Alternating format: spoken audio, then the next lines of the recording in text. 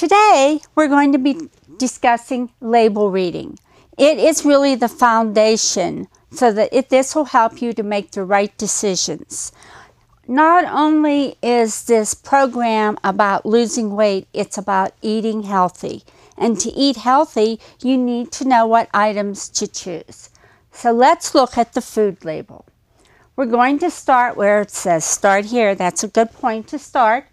And start here is to tell us the serving size. What is a serving? It may not be the whole container. It's just so, therefore, you want to make sure that you look to see what a serving size is. In this instance, it happens to be 6 crackers. And next, we want to look to see how many servings are in the container. So if I ate the whole package of crackers, I'd have 6 times 13 or 78 crackers I would eat. Okay. Then we want to look to see how many calories are in it. Calories are important to all of us. So we want to look to see how many calories are in it. Next, we want to look, it depends what you're looking at. Are you more concerned about the carbohydrates, the fats, or the sodium? We usually, if it's for weight loss and to eat healthy, we want to look at the fat. And we want to look to see what the percentage of fat is. Not this percentage, but up here we have 120 calories and 40 of them come from fat. Now, I'm sure you would all agree that's about 30%.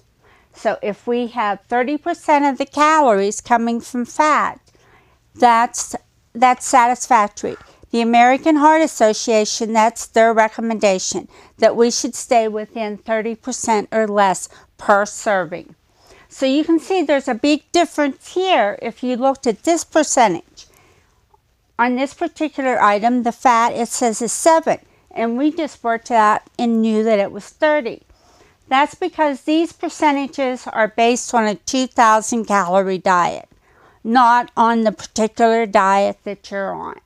So you might want to kind of disregard these. The other thing, you want to make sure that your trans fat is as close to 0 as possible. That is the fat that can cause cardiac issues and clog those arteries up. So make sure you look here and that the trans fat is as close to 0 as possible. Your monounsaturated fat is your best fat and the one that you want to choose over the others. The cholesterol, we know we want to have about 300 milligrams per day, unless you have cardiac problems or have diabetes. And then you want to shoot for 200 milligrams per day. The sodium is a big issue if you have hypertension, cardiac problems, congestive heart failure, and you only want to have 600 milligrams per meal. Therefore, 600 times 3 is 1,800, and that gives you 200 for a snack. So in choosing a snack, you want to make sure that you keep it close to 200 as possible. The total carbohydrates. Now, if you're diabetic, you want to look at the total carbohydrates. And every 15 grams of carbohydrates equals 1 serving of a carbohydrate. So therefore, we know that this is about 1 serving of a carbohydrate. And of course, we would expect that since we're eating crackers. Right, the next item you want to look at are the fibers. Fibers are very important. Fibers help us to lower our cholesterol, helps to lower your glucose levels. It helps you to go to the bathroom better. So therefore, you want to look for the fiber and try to get the highest fiber as possible. Protein, you want to look and see the protein also. So these are the items you want to start looking for whenever you go grocery shopping. Okay, now that we've looked at the label, let's look at some actual foods. I have 2 cereals here, a Fiber One Raisin Bran and Cheerios.